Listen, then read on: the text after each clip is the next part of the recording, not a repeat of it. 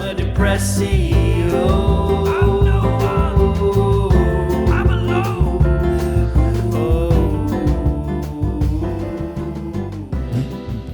You okay? You okay? Huh? Hey, mate. You okay? Yeah. Yeah? What's up? Been to a festival or something? Yeah. Yeah? How was that? You know, it's all right. You've come back all masked up. Yeah. Yeah. It's my new persona. Right. Daddy. Daddy man. Yeah. I decided since being at that festival, Yeah. there needs to be More daddies. some kind of act. The Yes Daddy act. Even though it's a family-friendly festival, I think this is my new persona. I'm trying to wedge it in. Making music now as well, so, you know, under the alias of Yes Daddy. Right. Which will be dropping, I don't know. But ever since I come back to the festival, super inspired. Yeah. And, what did you see the most that like changed? I'm an artist now. Like, you read that? Yeah, just say artist on it. Yeah. Yep. You've Where's yours? Kept your wristband on, have you? Yeah. Put it I on for years. I took mine off. Why? I just thought, you know, probably take it off now. Just to let you know as well, once my Yes Daddy DJ career pops off, this podcast we are done. We're done. Yeah. I've got carted around the backstage festival, you know, saw You've seen the other side. Seen the other side of it now, Yeah, and absolutely it's gone to my head, some might say. How many times do you reckon you rode the artist transport at 17. I counted. It's 17? Yeah, they're back. In and out. I ain't walking. It's the That was like a 20-minute walk. 17 in and outs. Yeah, Did you absolutely. walk once? Did you No. walk one time? Not once. Oh, amazing. For the listeners, we just finished Kendal Calling last week. We've just come back. Yeah, Be on the Patreon for soon, people that are listening, Dave is currently sat in the pink Yes Daddy mask. You have to check our YouTube out to see what that looks like. Yep. Or our social media in general. But you've come back a new man. Absolutely. Started producing music. One night of camping. One night was enough. That's all we needed. I was there as an artist. I'm going to do my art, then I'm going home. Yeah. I'm not sticking around with the peasants. No, not at all. Made sure everybody knew who I was on the campsite. But by doing what? Just being really aggressively, just like shaking around, going, "Hello, nice to meet you. I'm Yes Daddy." And we saw that Jack mate as well. I went up to him and I was like, "Do you not know who I am?" And he was like, "Not a clue, lad." And I was like, "Yes, Daddy." I also had a depressed CEO's tops on, which was throwing them off a bit. And whenever somebody asked me, I'd be like, "Don't know what you're talking about." Yeah. I'm not even sad. Not even sad. I'm not even sad, mate. I'm Stephen Bartlett. Yeah. You stay till Sunday, didn't you? We stuck it out till Sunday evening. Yeah. Yeah. Packed up Sunday morning, got everything in the car. I think there should be some kind of I should get some kind of like challenge level medal for having done that with a 2-year-old. To be fair, mate, watching you handle all that and coming back and seeing how you was with Louis was fantastic. Oh, thanks, mate. No shade. It was really good. Thanks very much. And now he's an artist as well. He's like he is. He had a wristband. I call him an the festival wristband. nepo baby. Yeah, basically, my kid is a festival nepo baby. That's true. Absolutely. And now I feel like I'm now a nepo baby. Well, not really. You're like my other child. I come from squalor. Well, it was interesting. I mean, Andy's here. He's got older children, so he can resonate with this one. I feel like you're the child that I can just like. You're old enough now that you can just make your own decisions.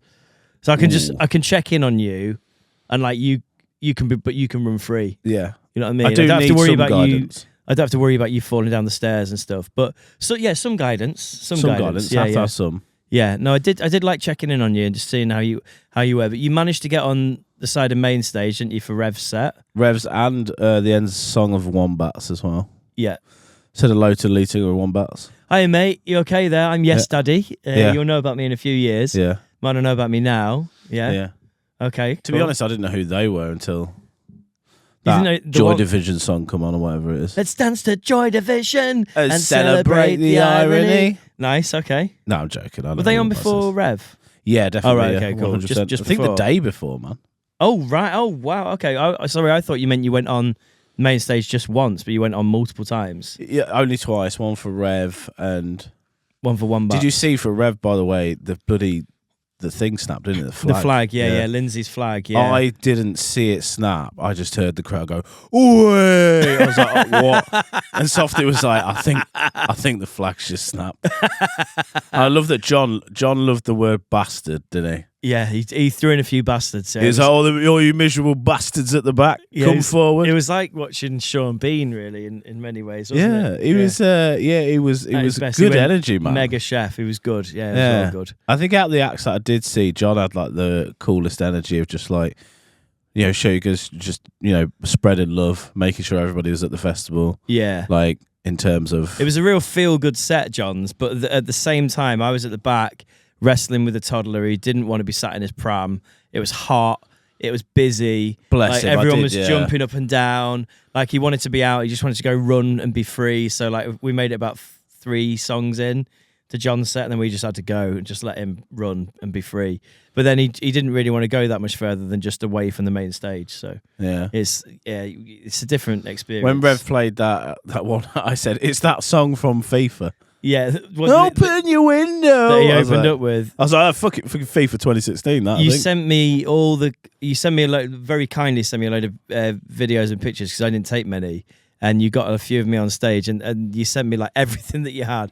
And I remember like one of them, you're filming John waiting for him to kick into the chorus, and it doesn't quite kick in, so you just stop filming.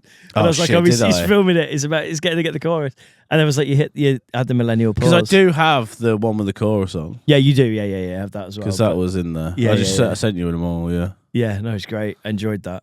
Did you see the picture of me pulling back my foreskin? No, I saw that live. Do you not see that? I saw that live. Oh, I did get. Do you know what I did? Jokes aside, I did get my cock out dinner in the tent. Just going to paint the picture for the listeners and viewers. On the Friday night, and I'd done one of my DJ sets. I was about to go out for another one. I had like an interim period, and during the time of me doing my first DJ set, you guys had come in and gone back out, and you were back at the tent. And let me say, when I got back to put Louis to bed, you and Softy were suitably shit-faced. Oh, absolutely. You were absolutely gone. Yeah. And there was a headlamp hanging up in your tent, which you were using as a torch. Yeah. You were singing Ozzy Osbourne songs, swinging the headlamp. Rest in peace. Making me film you in zoomed in and just sticking your head in the way and sort of flashing the headlamp around your head. If I remember what rightly, song were you singing? Was it No More Tears? Yeah, No More Tears. Yeah, which is his best song. Okay. Strong opinion. And what's your favourite Ozzy song? If we're staying, I we spoke about 3. Ozzy's death. I know 3. Crazy Train. You know that one. Paranoid. No More Tears. Paranoid. And that other one. I totally forgot. I'm not the kind of person you think I am. Oh God, what was that song? Gets Me Through. Oh. Mate, he had some slappers, and then I think he'd be more remembered though for his. Leave Sharon alone. So carry on. Sharon, bless her, she's got the Zempy face now, hasn't she? Yeah. God bless her. I shouldn't be poking her at a time like this. But... Do you reckon she's going to find somebody else, Sharon? Who knows? What would she would like? Who would dare? Trying to think, like Tommy Lee or someone. I don't know. I saw a picture of her, Tommy Lee. Just a Zempy's got her though, hasn't it? Yeah. Just Zempy box head. Excuse me, sorry, Andy. What? You just burped Andy's ears? Yeah, but Andy would have heard that real close. Do you think that Sharon and Ozzy have like a vaulted sex tape? Oh God, I wouldn't want to watch it. Would you not? Out of respect to the man? Out of respect to Oz, yeah. I loved like he had that kind of. He had so many people show up in Birmingham, didn't he? They shut down the streets and stuff, which is really cool. Well, people love Ozzy. I love Ozzy, man. I think he'd be more remembered for the Osbourne's TV show.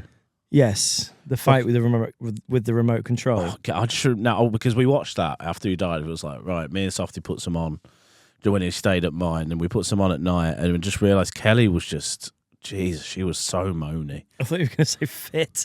No, man, nah. I was never a Kelly fan, really. But then, is that the edit? Have they really just caught ammonious bits? Could be, yeah, that's true. Yeah. Yeah. I want to switch gears a little bit. Have you seen the Ibiza Final Boss? I have seen the Ibiza Final Boss. Yes. Yeah. What you think to that? What's your Let's get him on. Let's get him on as a guest. I'd fucking love. I think his name's but, Jack. Jack something. mate. Do you think he's real? As I in, mean, he do- is do- real. Do I think he's Not ethereal, but He's not made by AI. Is that what you're on about? I mean, looks like it, doesn't he? Yeah, no, I've seen him. I'm aware of him. Yeah. I think he's real. Yeah, I think he is genuinely a guy who likes to go to Ibiza and wear a chain and stuff. Yeah. But I didn't know whether it was an act, whether he went there with like a plan, like I'm gonna have this bowl haircut. I'm This gonna is a look character like kind of thing. this is a character, because nothing like online now I don't trust. I'm like, that's just he's baiting that. Like he's gone thinking there's no way he thinks that haircut is like good and serious, or do you think it is not bait and he's being completely serious? Have you seen this Ibiza Final Boss, Andy? I'll have to get it up. It's a guy Andy I'll put a picture up now though. It's a guy wearing sunglasses, a big gold chain. He's got tattoos. He's got like a bowl cut hair, turkey teeth. Yeah, he's got turkey teeth. If you Google Ibiza Final Boss meme, you'll basically see him. There you go, Andy. But yeah, there he is. What about him? What about him? I mean, I'm showing that. Is that real, Andy, or not? Like, he's not joking, right? You've done some DJ sets in your time. You see him out there. What are you playing for him? Probably. You look at him because you guys high people up. You're looking at him. What are you dropping? What track? I don't think it matters. I don't think it matters. What I wanted to bring up about the Ibiza Final Boss, though, is like he wasn't the first person to do the Ibiza Final Boss. I was. Right. And I will show you a picture now. Was it you at my wedding? I was the original Ibiza Final Boss back in the day. These are real pictures of me. But that's when you were pretending to be Oliver Tree. What are you talking about? This is my own look. That's when you were pretending to be Oliver Tree during lockdown, right? Yeah, or Ibiza Final Boss now. Is Ibiza Final Boss pretending to be Oliver? Should I bring that back? I think you should. Yeah, I think it's clear that the people are ready for that look. I mean, is it? My missus cut that. I think it's clear that the people are ready for that look and that it's been widely received. I'm the original. Can we Ibiza cut your hair Final live Boss. on the podcast? Just Absolutely, to look like you that? could. Yeah. Would you let us do that? Yeah, for sure. Yeah. Oh, you do that? Yeah. We'll put it behind a Patreon more. I know we owe you like 4, but well, we've got 2 coming, right? So we've recorded 2 live ones, which are really good. Really good. Amazing. The great best quality. The best episodes ever. Definitely weren't late on stage. Next one, the haircut special. Absolutely. You let me cut your hair. Yeah, and you have to put like a bowl. Yeah. And cut around it. The 1,000,000%. Full Makeda. Mm-hmm. Yeah. Who was Makeda again? He was a football player for Man United, and he had some weird like shaved head where he had like a bit of tuft at the front and a tuft at the back. I think it was like a landing tuft for the ball. I think I shaved my head like that. We did the Makeda a couple of times, I think. Yeah. Yeah. We all used to cut each other's hair in your shed. I'm gonna take this off 'cause it's absolutely roasting. What else have you got to tell the people about your time at Kendal Calling? How are the bogs? And honestly, actually, really not bad at all. Did you go in the artist area, Of the VIP bit? Yeah, and then I dotted around. I went to the Portaloo outside one of your tents that he was playing at. Did you? Nicked a few lagers as well. You did, yeah. Softy did tell me off because I took 2 and then we went away. Then I come back and I was like, I'll just take 1 more. Grab a couple more, yeah. And it was the last one. And you said to me, because I said Softy, Jim said to me, don't take the box. And I was like, well, of course I'm not going to take the box. Softy says, you are autistic because what you heard was, don't take the box away. And I was like, yeah, absolutely. Because what he meant was, don't finish them. Is that correct? Yeah. Yeah, I finished them. I took the last one out and I totally, it was just 1 left. I was like, it's all right because I've only had 3 out of this gigantic box. Yeah, because was that for all artists? The gigantic box was then empty and there were no more beers in the box. You were like, but the box is there and that's the important thing. Because that's what all the artists will want. Yeah. Those beers were for like all the artists that were playing on that stage, basically. They could have given. So they had like quite a small allowance of like beers and stuff for each artist. But to be fair, I didn't drink very much. Oh yeah, yeah. Sorry, you didn't get any during the day, did you? But you did get a large bar of Tony's Chocolonely. Oh yeah. So we were backstage at our area. We got given Red Bulls. Right, I just want to run this by you, by the way. So Softy's bed in your tent was quite insane. Softy's bed, right, first off, bed setups. You brought an airbed with you, but you didn't use it. You instead bought some kind of, what were the mats from? They're outside. We got like these two like chairs. You've got like sofa chairs outside in your garden. And they've got these thin like kind of mattress that's about that thick. You bought thin mattresses from your garden chairs to sleep on, you and Softy. Mm-hmm. You were both either side of your tent, and Softy had in his tent pocket next to his head like 4 cans of Red Bull, a can of Monster. That's if he gets thirsty in the middle of the night, which he does. So in the middle of the night, he wakes up, he cracks a Red Bull. Yeah, boy. Oh, thank goodness, I'm so thirsty. Back to sleep again. Do you know how stimulants work on people like me and Softy? It makes us tired. Yeah. Like anything, like caffeine. So that Depending on the night, I could have like 3 coffees at night and fall completely asleep. That was just to tranquilise Softy. Oh, absolutely. Just to make sure that he was out for the night. Yeah. And the bottle of vodka, that was just separate. Was it a 1 litre or 2 litre? Because It was a big old bastard of vodka. I feel bad because I was like, go on, neck it. You often say on this podcast, like, oh, you know, I couldn't keep up with Softy if I was drinking with Softy. You were goading him like a bastard. You were drinking wine.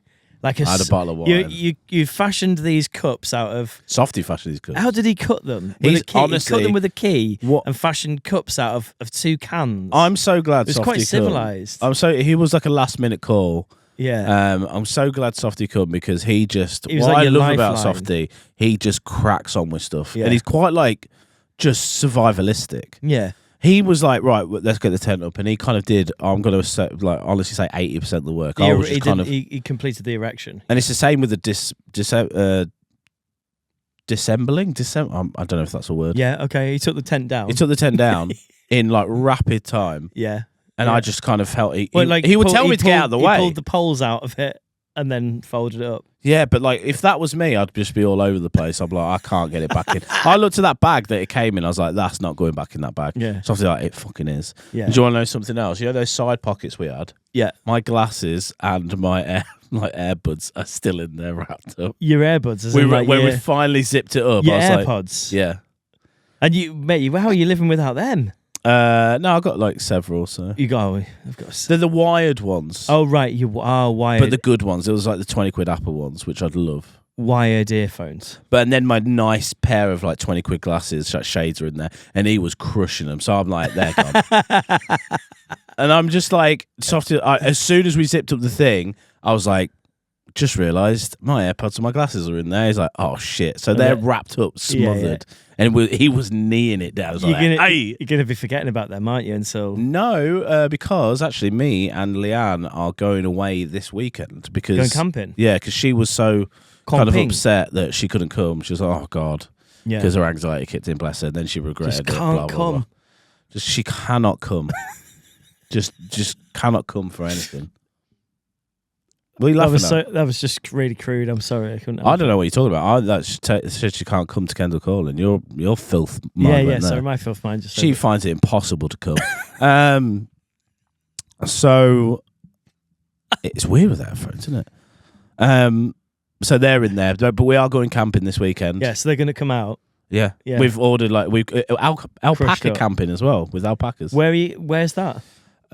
Where? Is that in the UK? Is that in the UK then? Or? Shout out, window kid. She'll come there. Will she come there? We'll see. We'll see when the time comes. In the presence of alpacas. Yeah, absolutely. What Imagine bagging in front of alpacas, man. It's. Imagine in the night. Is that doing it for me? What the fuck is that? Is that doing it for me? Is that doing it for me?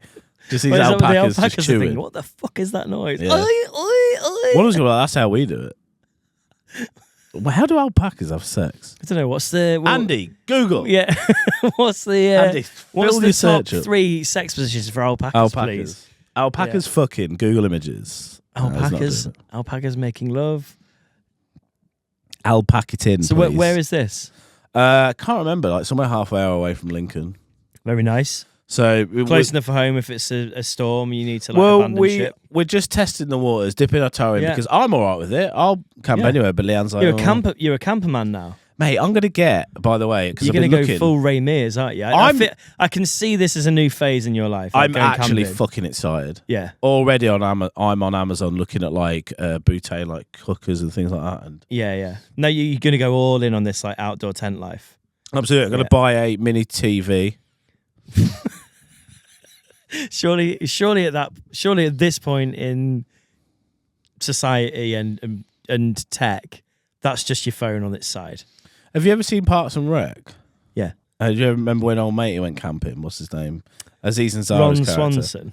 No, Aziz Ansari's character. I can't remember what he was, but he went camping. He had like a full on living room. That's me. That's me. My version of camping. Like he had an actual TV in there. He had a living room. He had a sofa. That's me. I'm bringing just everything. Yeah. You're jamming it all in the Kia Ceed. Because do you know what's making me want to get like a mini cooker? Because we bought like bread and cheese was essentially what we're going to live on. Again, Softy was just like, mate, all you need is bread and soft cheese. And I was like, I don't know about that, Softy. But then you took into it. It's right. Yeah, no, he's right. But honestly, it was so hot.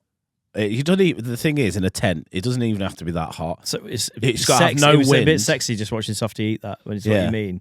It's got so hot. He's got no. It's got all it has to be in the UK is a little bit hot and no wind, and it fucking burns. Yeah. That's all it has to be. And in that, when we had a little survival treats, because we didn't even bring it in like a cool bag, so the fucking soft cheese were just pissing wet. Oh melted. Yeah. And I was like, that's rank. But we tucked in. It was actually banging. Yeah. But if you look past how disgusting it is, it's actually all right, and you suck it in. What made me want to get? It's like tongue and cheesy arsehole. Yeah. What made me want to buy a little cooker is in the morning of Saturday morning when we woke up and it was baking hot and I was hungover. Someone across the tent from us making bacon. Oh my god! Yeah. I was like, that's insane. It's either like a sociopathic trait or it's like I think it's a show off thing to do when you're camping. Making bacon. I think it's a bit of a bastard that does that. In a campsite full of people who are going to be hungover, you sat there at 7 a.m. and you're cooking up bacon. Like everybody else is like, you absolute bastard. Why are you doing that? It was like That's a family. so cruel. And then they're just sat there like, yeah, do you like the smell of my bacon, do you? Look at me with my butane cooker and my bacon. Softy was like, I dare you to go over there and just sit down and take them. some. Yeah. I sat there and go, morning. They just love that though. They'd be, oh, you want to come sit in my camp, do you? Is my camp better than yours, is it? Don't give them the satisfaction, mate. Walk past them, go to the co-op, eat a miserable sandwich. Don't even look at them. Don't acknowledge them. Don't give them. To be fair though, Jim, peace of mind. I bought like a £90 tent, which was kind of like on a cheap, down from 150. So when you talk about like being a bit like upmarket, I look across from me, mate, and your tent is fucking hell. You've got like the top of the range. I was like, mate, how long did it take you to up? And you went, oh, it's inflatable. So no, this is actually true. Yeah. It's so you'll say he's cooking bacon, mate. You've got like the Ritz.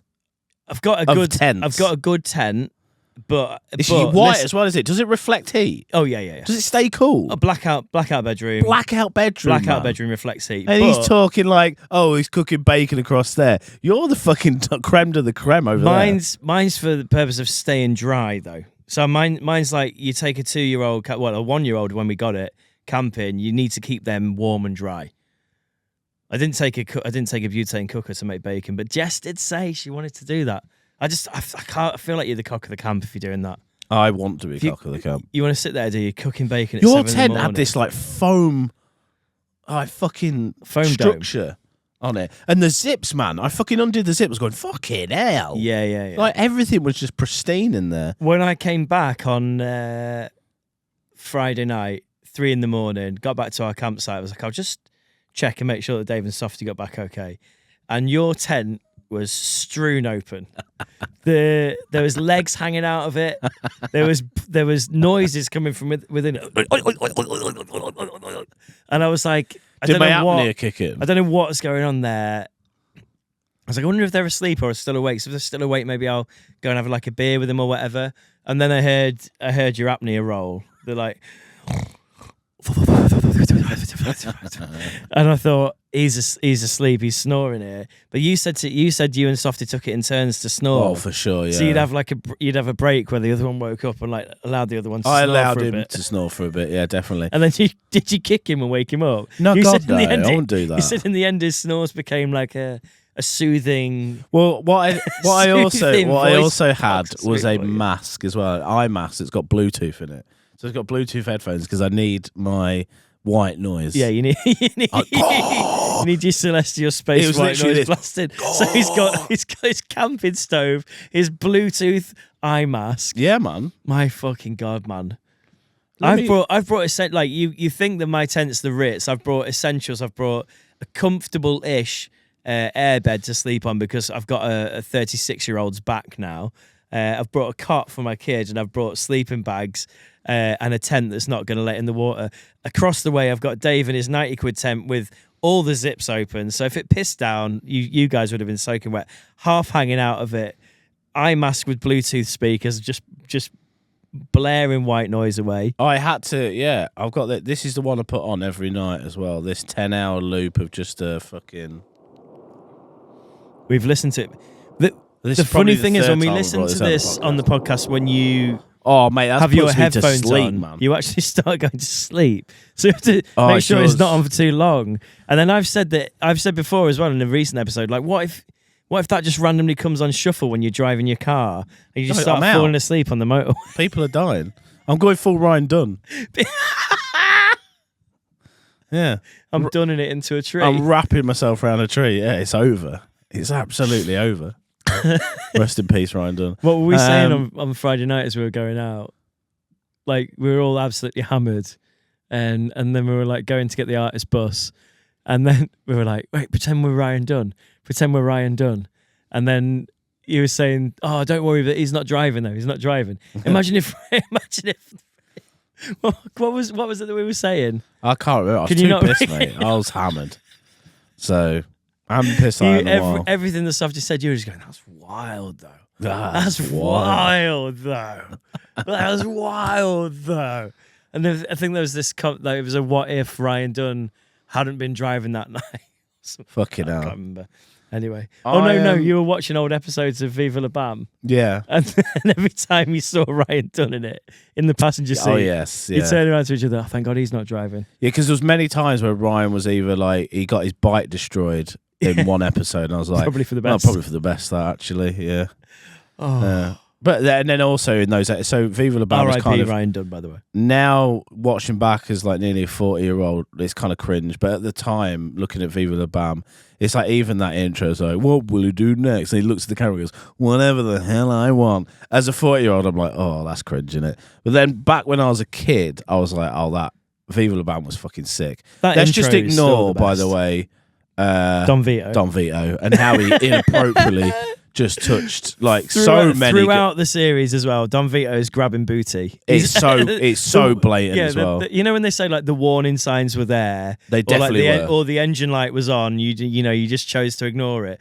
With Don Vito, you're literally watching him It's on tape. grope ass and tits. It's on tape. Yeah. And Bam, you can see like Bam and the rest of the crew around him, like, hey, dude, don't do that. Whoa. But kind of also trying to keep it light and fun, and you're just like, this is just grabbing waitresses, sticking his tongue down their throat. And he's just going, no.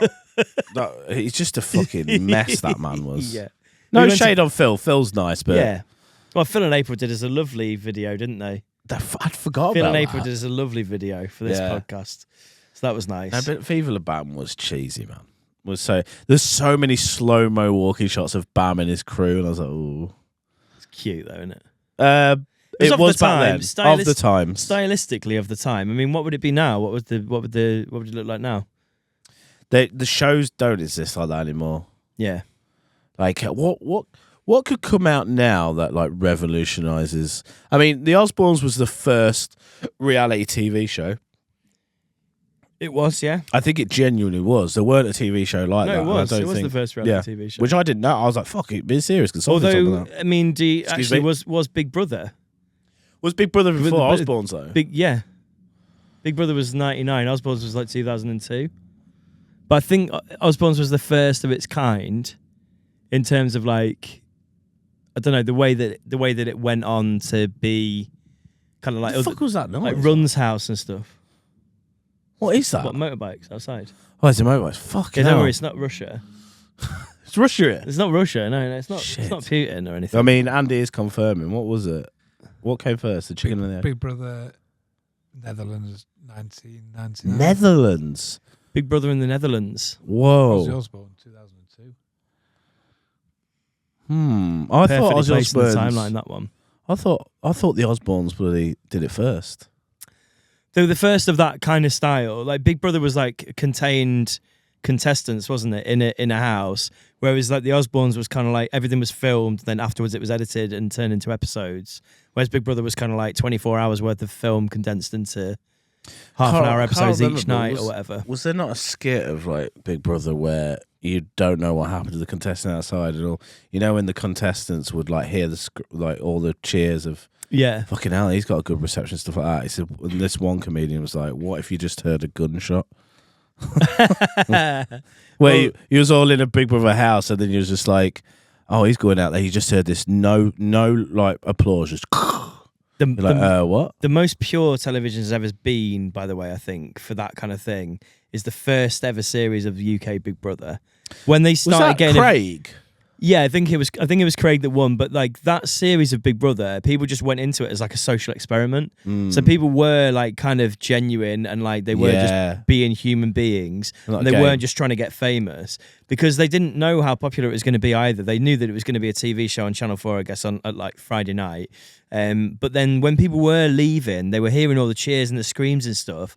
But they were like, what's that? Like, is this just noise? Like, because at that point they were like, is that just noise that Channel 4 are piping in? Is that just like external stuff? Yeah, In fact, imagine you go in and then you come out and you've just like been screwed. It's like proper Truman Show. My shit. friend Rambo has spoken to me That's not at his real length name. about this. That is his name. That's not his. He's a listener and That's not his patron of this government. podcast. That's not his government name. Friend of Rambo. Friend of Dom Kitson. Rambo, yeah. Rambo is his government name. Yeah. Okay. Rambo John. We'll see about that. Rambo John. Rambo John. Yeah, yeah. That's not his government name. Shout out to Rambo John, listener and Patreon of this podcast. But yeah, we were talking about this, and he was saying like, eventually when people did go out and they saw this huge reception, because obviously it was very real, and real people were watching real people, which is what made Big Brother so successful. What sort of ruined Big Brother was, in the end, it was people that were desperate to be famous that were going on it, and then doing these stupid things like shoving wine bottles up their vaginas and happened. Kinger on Big Brother.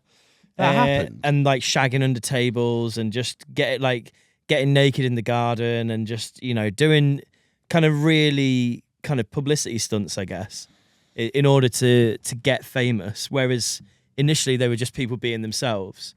If you went into Big Brother now, like what are you doing? Are you got a game plan? Are you being yourself? Like what? I'd probably just play the game. What are you in Big Brother for? You there to be like win, aren't you? Yeah, but would you piss people off and would you be you've got to be confrontational? relatively neutral within the house, but you've got to be as interesting as you can for the people at home. So what I I think I'd get quite far just on my. I think I would do like personality. secret.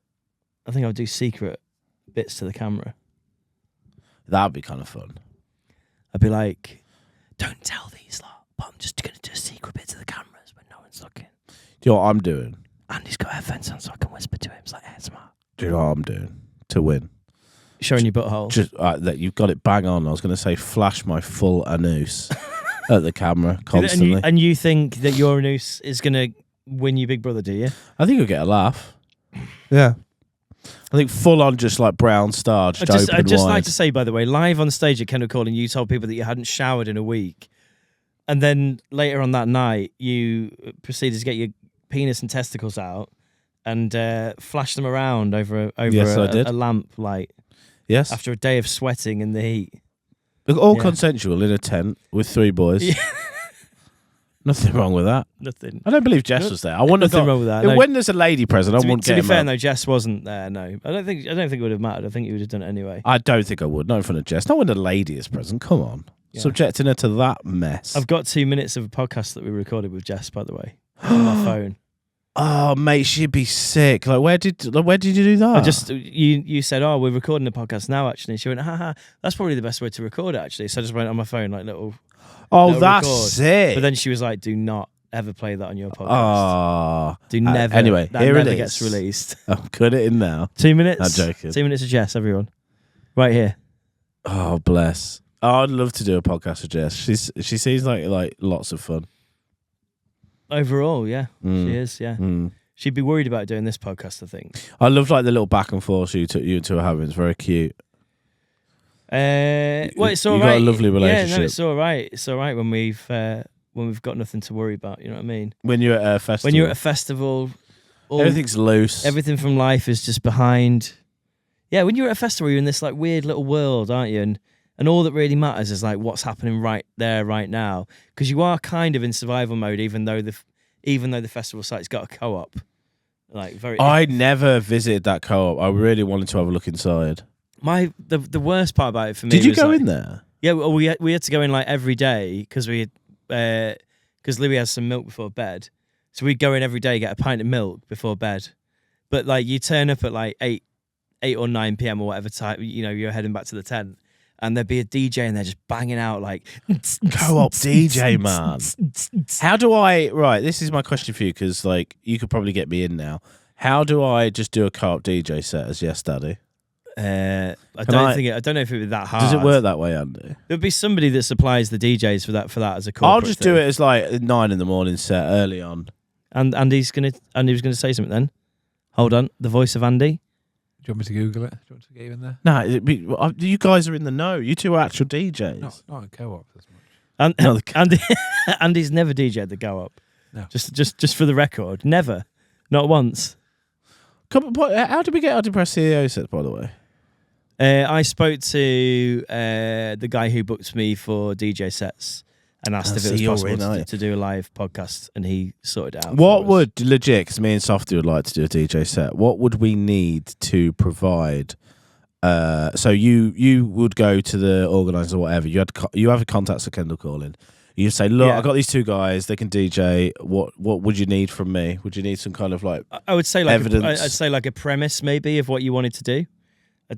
So, for example, mine was sort of Yours Prince themed, and then you themed also had parties, I guess. Yeah. yeah, and it's also So like themed events. It wasn't just like DJ. It was like there's 2 hours of Prince here. that was one of the fun parts as well. Like going to the artist stuff is like being in the artist area. Yeah. So many just like crazy things just went past you. There was like this full like marching band with like all these drums and stuff. Oh yeah. So half the people were nice. You had Shit Indie Disco across from us, who I had to Google them because I was like, who are these Lovely guys? lads. Yeah, Lovely the lads, Scouse beautiful. lads, Yeah, shout out to those guys. Then we got Future talking guests, to them. hopefully. That'll be sick. Yeah, I did talk to him about that, and I hate it. I feel so irresponsible because I'm like, I don't do the booking. You'll have to ask Jim. Well, I've already spoken to them Good. about it. So See, yeah, I think he did say I would love to get them on as guests. They're great story, really. Shit Indie Disco. They're just two lads. One of the guys also does something called Badly Drawn Celebrities, Badly Drawn DJs, and Badly Drawn other things. But like he's an artist. It's great, and he's got a huge following for that. But they just started a night because they liked indie music, and there wasn't really that kind of thing going on in Liverpool at the I time. saw their sets. It's So they like just called it Shit Indie Disco. their set was like 11 till 3 or something. Yeah, it was indie bangers for 4 hours on 4 the Saturday hours of night. Indie bangers. It's a great premise. So what, there was how many is actually doing like the DJing and stuff? Because there was I like think there's like- 3 or 4 of them. and then you got like the family kind of obviously they that sort came of along. they sort of like they have their partners and stuff with them and their friends maybe, and they sort of host it and they just play bangers and get That's get what I Larry. genuinely did like about spending my day there was just like the artist kind of side of things, and yeah. it was so much fun to look. So I didn't realize how many like this sounds so stupid, but like trucks and stuff. Yeah. How many like things were happening to go in between like the scenes that you just don't see. Yeah. So you like got these little fucking golf buggy carts going back and forth. Yeah. I think there needs to be There's idiots like us that turn up within an hour window of our set, being like, we need to get here before this time, and they manage to ferry us from one end of the site to the other. and there's like basically. trucks just full of like either food, drinks, just Oh, being yeah, like yeah, carted about. Yeah. Like sound equipment, like especially when you look at main stage, someone's like geeky like me who loves all the wires and stuff. I did like It's a huge operation. it's mad Yeah. how much goes into it. You look- Logistically, there's a lot of like There was there's fucking- a lot of like moving parts. mate, there was like near the stage, there was a OBS screen in one of like these. They had like a, what was it? Like a fucking, not a tent, but like an outhouse, kind of one of those. Yeah, like a gazebo kind of A thing. gazebo thing, and it was like inside there they had like an OBS screen, Right. and I clocked it. I was like, "That's fucking OBS." So I wandered over there, and they were like, "All right, mate, can you just keep it down, like keep quiet?" I was like, oh, "Okay, sorry." And I was just like whispering questions. I was like, "What are you guys doing?" He goes, "Oh, we're sending like an NDI stream." Already, my brain's like, NDI stream. I know what that is. That's like sending a signal through the fucking internet, pretty much. Is this them And that's- filming how they do the main stage? Exactly cameras? that. Yeah. And I was just like, "Oh, that's the shit that's being beamed around several like TV screens around the festival." Yes. Which is fucking what I was like dead into that. I would love to see a documentary behind the scenes of, I bet there's some that exist. Yeah. Of like festivals Probably. and see how it's set up, what equipment goes into it. I would love to be the host. I would genuinely ask so many questions like, so what do you guys do? Even like when Rev was on the big stage, I looked to my right and just see just fucking like wires and cables spooled up. You have like a team of 4 people with headphones on, making sure like everything. There's some seriously unsung heroes of like festivals. Mate, that needs to be shown, man. I would love to do genuinely like a full-on documentary behind the scenes of each one, like Kendal Calling. I mean, Glastonbury's like massive, but even like the little ones. I think like, Glastonbury is like lots of individual or like lots of little moving parts. It's like each sort of stage has like its own sort of crew, and then the love to go bigger behind stages the obviously have scenes, bigger crews. But then they're almost that's all they do, if that makes sense. So like one crew will handle one stage, one crew will handle another, and like they won't know anything about the other side of things. Whereas I think with the smaller festivals, there might be more kind of like teams that handle more than one stage, because some will need less. It's a bit like looking after children. Some will need less looking after. yeah. Some will need like lots of looking after.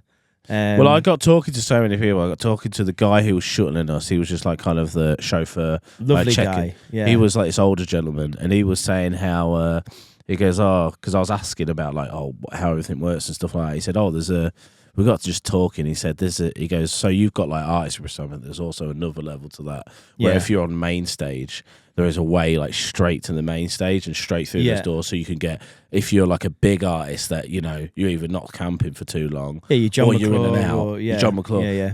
There's a different way in," and I was like, "I'd love to fucking see that side Yeah. of things. I'd love to just see It's it." called the McClure back door. The McClure back door. I love it. Yeah. I'd love to see all that shit, man. I wonder if there are any. Kendall's butthole. Would you? You'd Would love, you? you'd love to see Kendall's butthole. Kendall's butthole. There, you got to go through Kendall's butthole stage. Yeah. If you guys, once you get to site, if you come through the Kendall butthole, then you get to the main stage quicker. Through Kendall's arsehole. No, Kendall Calling, by the way, is like one of my top 5 for sure. For people who have asked, because I did ask a lot of people around there, I felt like I was vox popping half the time just without a camera. I was asking, and there's so many people had good things to say about it. They said this is like one of the best festivals in the UK. I And think was so. like, oh, sick. It's just it's a beautiful little site. Like when you're from The when you- vibe's good. when you're on the artist perspective as well, that they look after you, like you're all kind of treated equally. You can get the artist shuttle bus into site and stuff like that. There's a co-op, like I don't know. There's all the amenities and stuff that you need. Hey, fresh there. water. A good variety of music. The and loos like, are all right. The Portaloos are always clean. yeah. Those are all right, Good, man. really good variety of music and also kind of like stuff to see. Like there was a parade on Sunday, which was great. Like Louis loved that. Like there was some smaller bands on the littler stages that were playing like different stuff. There was like alternative music in the woods. There was a silent disco at night. Like I they went really there for a did. bit, They yeah. cover kind of a lot of bases for people that have like different needs and like different interests. And I think it's kind of got this sort of organic family feel to it, because the guys that started it 20 years ago are still heavily involved in the running of it, like even today. So it's quite nice that they've How grown. the fuck do you over start time. a festival? I I mean, you tried one, didn't you? Boston Big Gig. we did. No, we did. Which we is did kind two. of a We did fest- 2. So we did Flood Aid, and then we did the big Boston gig, which was like the spin-off of it. The first one was supposedly to raise money for people that had their homes damaged in the Boston flooding, and then that quickly became like an exercise for the council to extract as much money from that festival as possible by making us use contractors that they approved, basically. So it's quite a corrupt situation. Then the big Boston gig was our attempt at like following that up, because there was such interest in that we were like, let's do it again, but like on our own terms and like form something. But the main problem with it, I suppose, was that it had no funding. So it was all self-funded by myself and the other organisers. And we put a modest lineup on, I would say, that was sort of like some national names, like Phil Taggart from Radio 1 at the time was our headliner. God, I remember that. And then we had like a hip hop group called Too Many Teas. We had Declan McKenna. Too Many Teas, yeah. Declan McKenna, who's now a headliner in his own right, but he came and played for us for £100. And like a few other people, but like it was a case of like you find a venue, you have somebody that does all the different bits. Like Dylan, who I work with, was like, I know how to get the stage, and I know how to get like the sound, and I know how to do that. So he organised all that side of things, and I was like, we need to make it look good, so we need like bunting, and we need like things for people to look at, because to be fair, that's your fucking like bread and butter, the visual side of things is like really, really important when you go to a festival. You don't want it to just be like a blank. Yeah, that's thing something. that people Do you don't know take a what? picture of, That's or- something I don't fucking think about. Yeah. I am more like tech guy. How do we get these signals? But they're around? equally important, because Yeah, if of course, you of can't course, have of one course, of without course. the other, really. So I think you need to have like, I think what Kendal does really well is like, there's a really good mix of kind of like hedonistic sort of festival vibes stuff, where you go up in the trees and there's loads of lights and light installations and stuff like that. But then there's kind of like a main stage where you can see Pigeon Detectives and like Dad Rock and stuff in the afternoon, and then you can see kind of like Daniel Bedingfield on Parklands. Like there's a bit of something for everyone. What's Daniel makes it Bedingfield nice. on, by the way? Friday night. Oh man, wish we were going to that. Jess walked past it with Louis in the pram, like as she was going home, and she was like, "Why is everyone like upset and like swaying?" And Daniel Bedingfield was doing, "If you're not the one, then why does my heart yearn for you?" I Just don't like know that slow mover. You might know it if I did a good version of singing it. But Mate, I only the know artist that one liaison for song. that stage. So I had Daniel Bedingfield's dressing room the day after Daniel Bedingfield.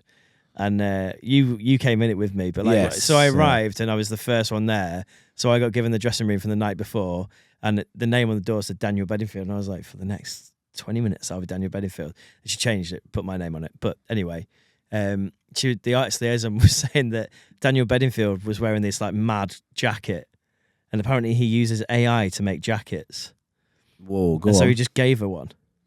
He uses. He didn't shout. Mate, He gave her a jacket. Okay, so he Um, uses AI to make jackets. That's to Yeah. design the jacket, of course, Yeah, not yeah. to fucking actually. Yeah. To I guess to design it, but then he was like, "Oh, you can just have it." And I was like, "Is that his move? Just giving pretty women jackets?" I think it's just a move in general, Yeah. isn't it? I don't know. Well, we were joking. Daniel! we were joking, weren't we? That when we went into the dressing room, like imagine like just walking into Daniel Bedingfield's mess, just muck and cocaine everywhere. Yeah. And then you I said, was "Didn't he have a horrific car accident?" That's what, didn't you? I don't know. I thought that was what you said. I fucking don't know. Maybe it's someone else. I can't remember. Can you Google that one, Andy? Did Daniel Bedingfield have a horrific car accident? Thank you. Is he still alive? Well, he played Kendal. I gotta get through he played this. Kendal Calling. I think that's what that song was about. He ended on that, surely. Do. You start and end on that as Daniel. Yeah. Because name another Do you think three his sister's songs. more successful? Who's his sister? Natasha Bedingfield. I don't know. Who's Natasha again? Did he The have an rest is accident? by the still way? unwritten. He had an accident in 2004. Daniel Bedingfield had a car accident in 2004. At least he didn't go full done. No. No. God, why is He didn't go Ryan full- Dunn catching strays at the Didn't minute? go I just full feel done. I feel like he's catching strays at the minute. Poor Ryan. We're both still. It seems like we're both still tired from Kendal.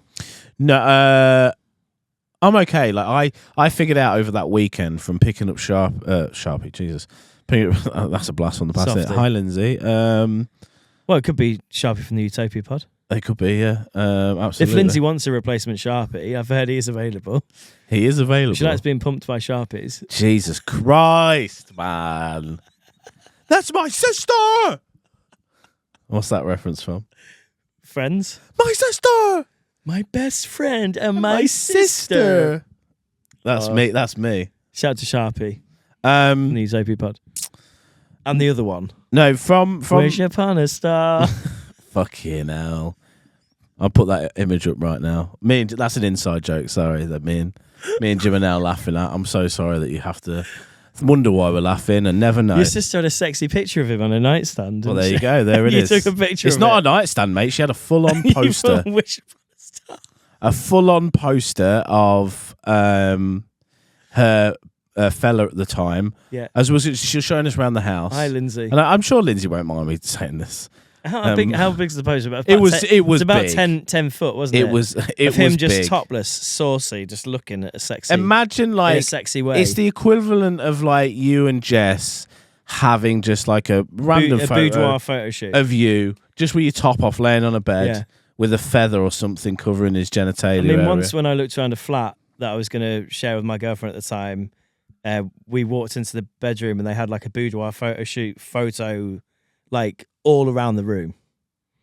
That's crazy. And I was like, "That's these are the people that are showing us around the flat." Like, oh yes, this is the bedroom, and then we were like, They're just "Hang on, we're nonchalant. not gonna address the." Did the you say boudoir- anything? We're not going to address the boudoir photo shoot you've got going on in here. They were like, no. They were just like, "There's the bedroom. You know, purple walls, beds as a standard. Gigantic photos of I think us. I think the bed comes included. Sociopathic. There's my tits and my vagina and my arsehole. And I was like, I don't know if I can I wear. I know what you've done in here. Is this a crime? I know this is a crime? This is the same room that this was filmed in. Anyway, back to Sharpie. It's a 10-foot photo of a 10-foot sexy photo of a. He wasn't naked. Your He friend. just He was it was oiled. black and white. He was kind of oiled. And my sister was dating my friend at the time. And He wasn't your friend for much longer after that, was he? no, absolutely No. not. No, I was like, my sister. That's the sacrifice I would have to, No. when me and Lindsay do. No, Sharpie's all right. I love Sharpie. Yeah. He's a very interesting man. Yeah. And Nice Tesla. No, nice Tesla. Lovely Great Tesla. Yeah. And they were showing Huge us around cock. that. I wouldn't know. My sister would though. Oh! God damn it! I'm so sorry if she's listening to this. She was just showing us around the new house, and in her bedroom, she goes, "And here's the bedroom." It was just this gigantic photo of him. Yeah. And I started Like a laughing, I shrine. think. There was candles around it as Yeah, well. and I wasn't there, at the instantly took a bottom? photo, and I think she said to Yeah. me, "Please don't send that photo to anybody." Yeah. And then I instantly sent it to all of my mates. And saying- we called it the and Wish the- Upon a Star photo. I don't know why, but it said "Wish upon a star." Did it say that on the thing? No, it didn't. We But just we added that in. We embellished that into the story. Yeah, because he's kind of he was like a glittery star because of all the oil.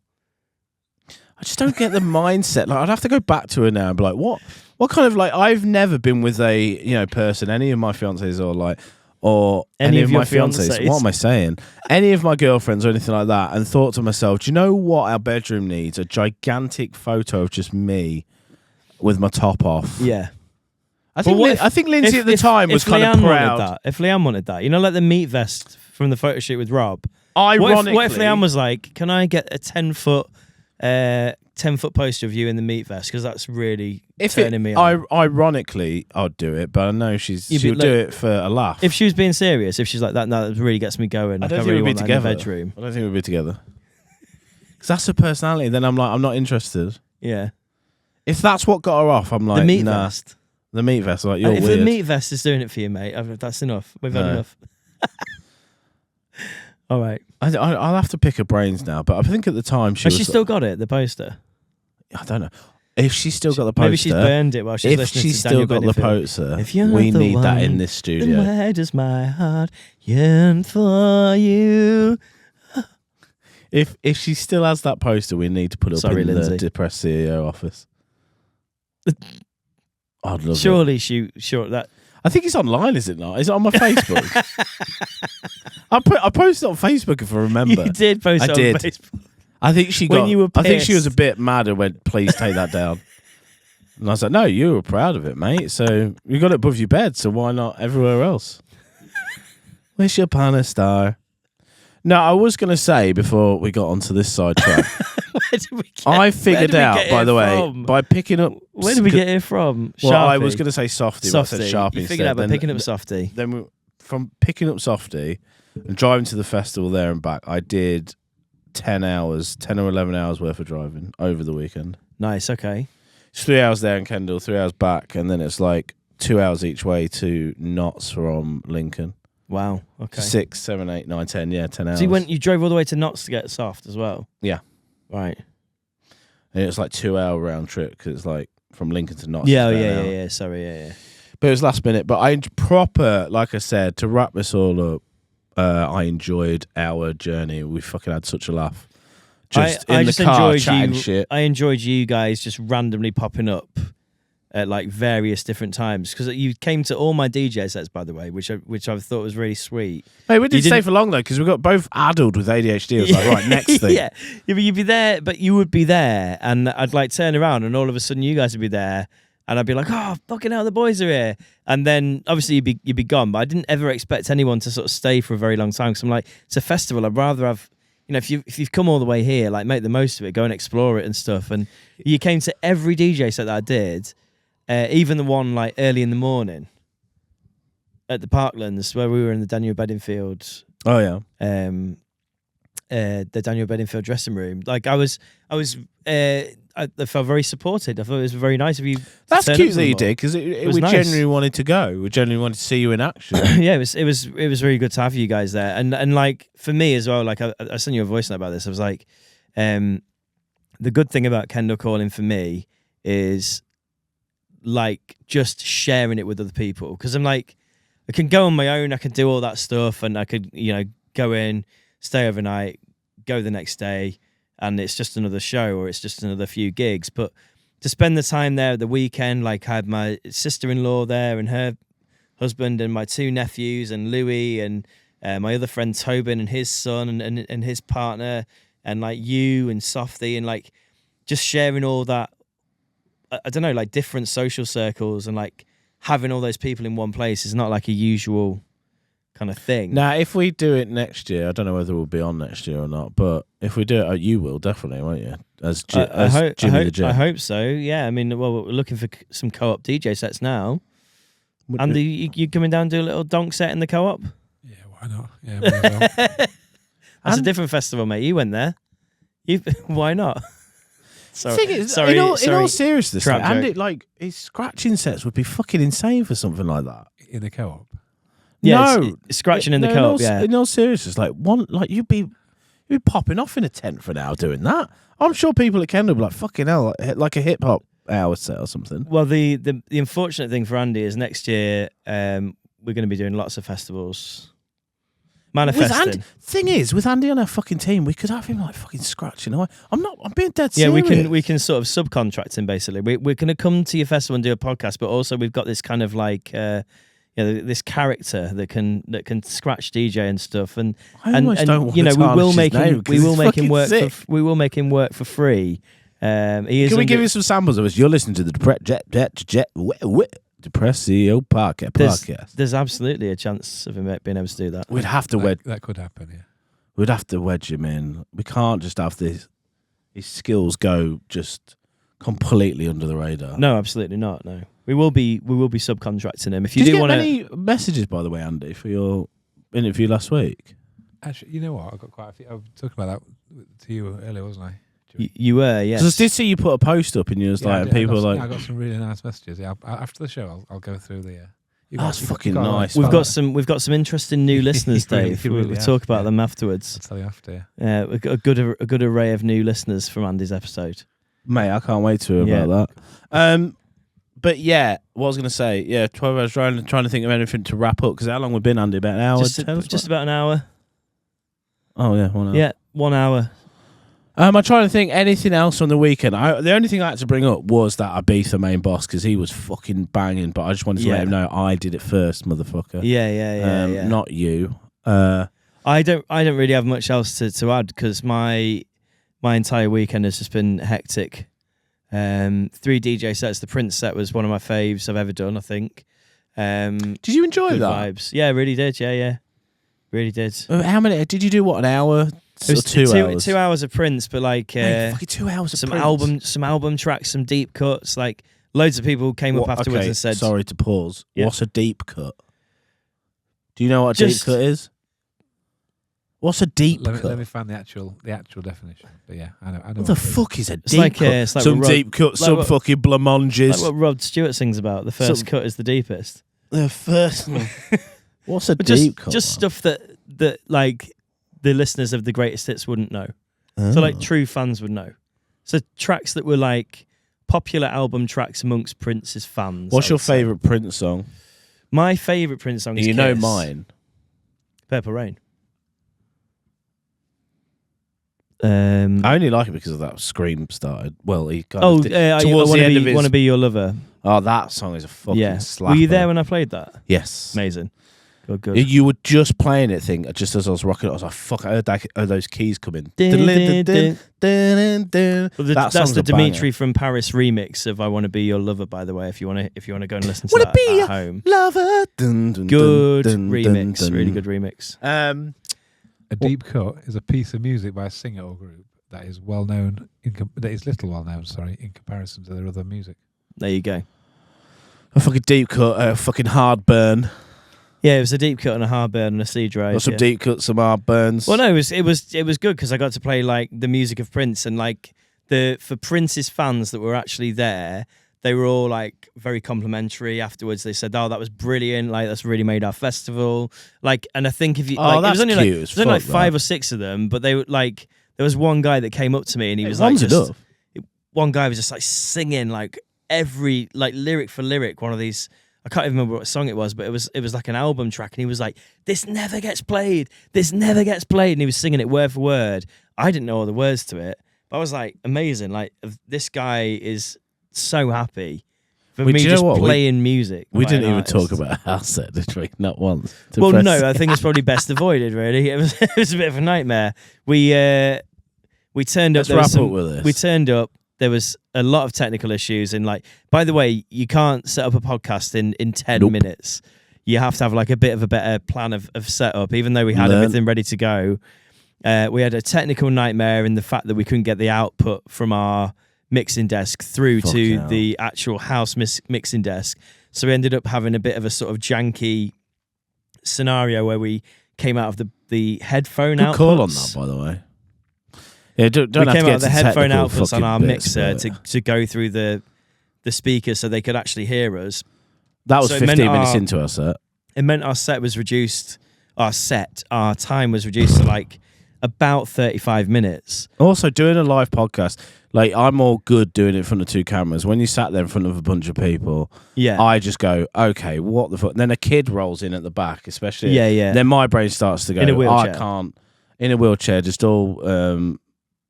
No, it's not, All there just- wasn't. There wasn't.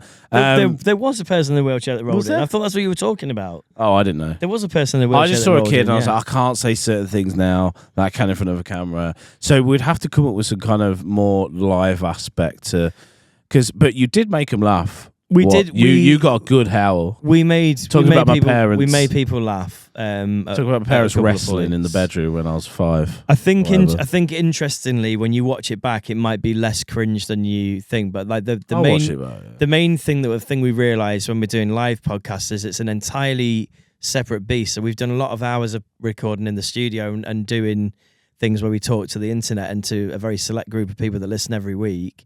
And then sometimes a wider audience when we have guests on that like crosses over. But actually doing live shows is probably more of a performance.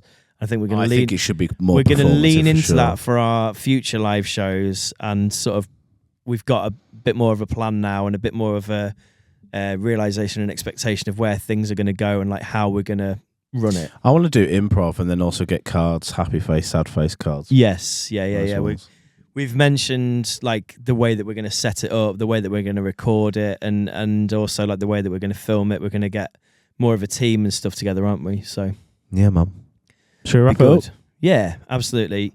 Next week we have a very special guest, the artist Pete McKee. Oh, He's I going to be can't wait joining for that us one. in the studio, so that'll be really fun to hear his journey through art and learn some stuff about Sheffield that we might not know already. Should I Should I try and get a piece of art ready for Pete? I've done this. What Pete. to get him to? No, I'd be like, what do you think about? I've been this having bit a of art go that I've done. and bring in an art piece, and he'll be like, Well, what? maybe. I think could you critique this, Pete? Maybe we could all draw something live, all together, all of us. We'll get a Depressed CEO's cards up there, and we'll ask if Pete can draw something quickly, and we'll do. Oh, I'm fucking We'll terrible. do It'd something be quickly. funny See as fuck. how fast he is with his Yeah. skills and that. Mm. That'd be good. Lovely. Well, thank you everybody for tuning in. This is a sort of Kendal debrief. And the Patreons, by the way, there's the Crossed Wires special that will be going up very soon, and the Kendal Calling car crash that will also be going up very soon. There's good moments in both of them, and that will be available on the Patreon very, very soon. And your following episodes will be available later this month. So catch you guys next week. Circle back next week. Bye. Love you. Bye.